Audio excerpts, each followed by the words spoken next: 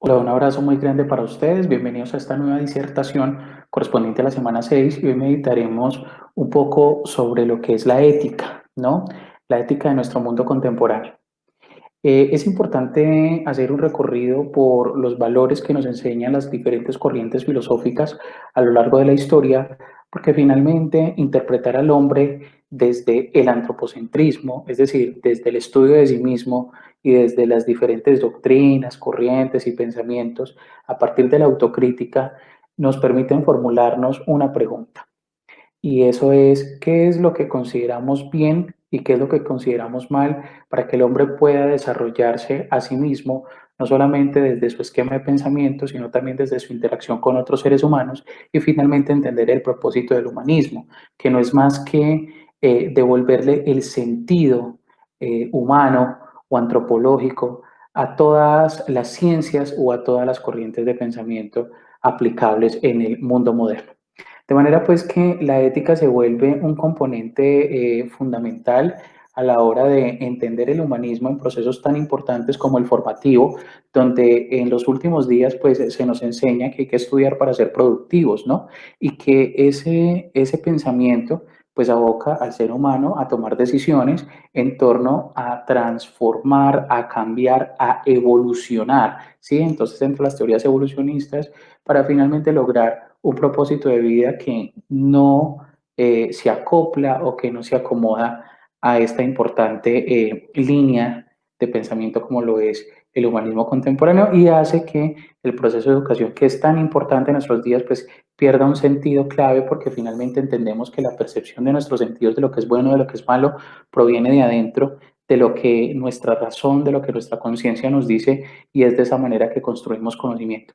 De manera pues que la ética resulta siendo un papel relevante porque nos enseña de dónde proviene lo que consideramos bueno, qué es lo bueno para el ser humano, qué es lo justo, qué es lo correcto, ¿sí? Entonces, simplemente la ética nos va a centrar en la idea de que lo que creemos bueno es lo que nos satisface, lo que nos llena de complacencia, lo que nos da tranquilidad, lo que nos brinda autoridad moral, ¿sí? No hay una línea cierta, una ciencia cierta que nos indique a través de la ética que cierto comportamiento es bueno o es malo, porque lo que nosotros creemos que es bueno, lo que venimos arrastrando, lo que venimos heredando de otras corrientes de pensamiento, de otras creencias, de otras conciencias. ¿Sí? Entonces ahí es donde se empieza a diseminar o a difuminar o a perder un poco el tema de la conciencia propia, de la autocrítica, ¿sí? Del autoentendimiento de lo que es el pensamiento humano.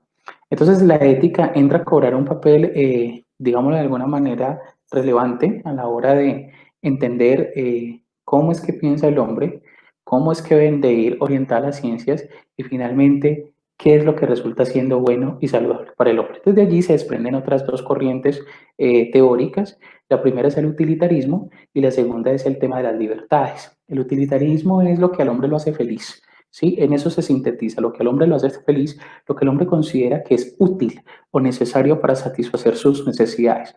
Lo que pasa es que volvemos otra vez al tema de la autoconciencia y de lo que subjetivamente creemos que está bien, pero debemos de amarrar esa subjetividad a una ciencia, ¿sí? A un esquema de aprendizaje, a una estructura metodológica, a una estructura cognitiva que le brinde solidez a ese criterio o a ese pensamiento que nos brinda la ética o que nos permite asumir de manera ética, comportarnos de manera adecuada en el entorno cotidiano pues, en el que vivimos hoy en día. ¿Sí? Y esa corriente es el humanismo, devolverle el sentido a las ciencias, devolverle el sentido al conocimiento.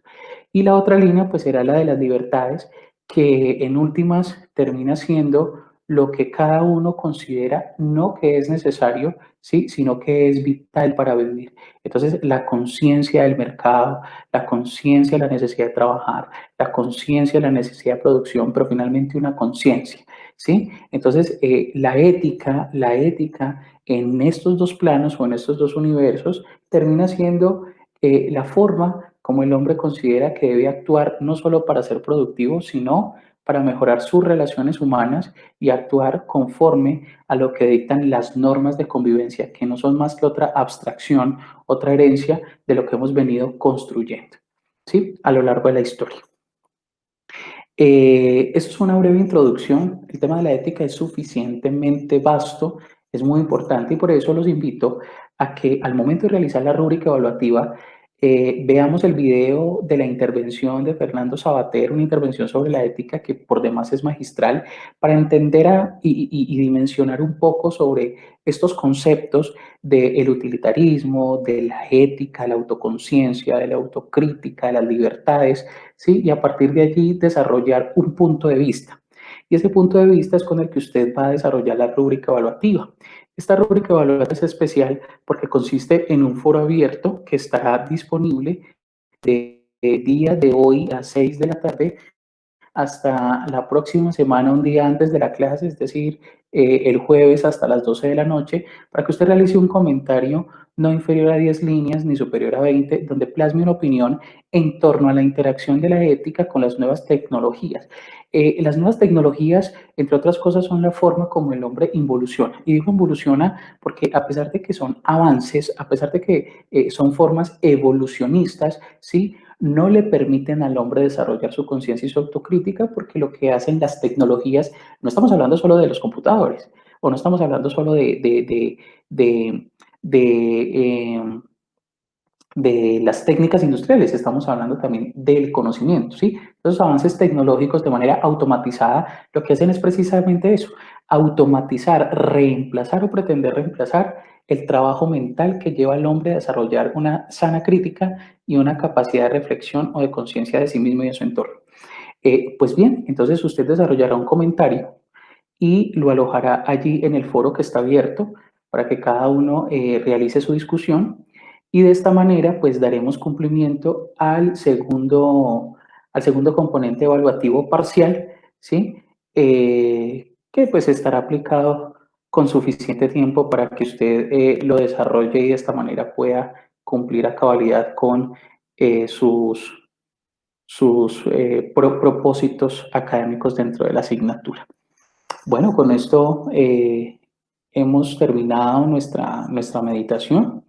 Es muy interesante el video de Fernando Sabater, se los voy a recomendar, está alojado en el segundo momento de la clase donde dice aprendamos juntos y bueno, no se les olvide que podemos trabajar en grupos, podemos hacer trabajo colaborativo a través de los grupos o podemos trabajar de manera individual.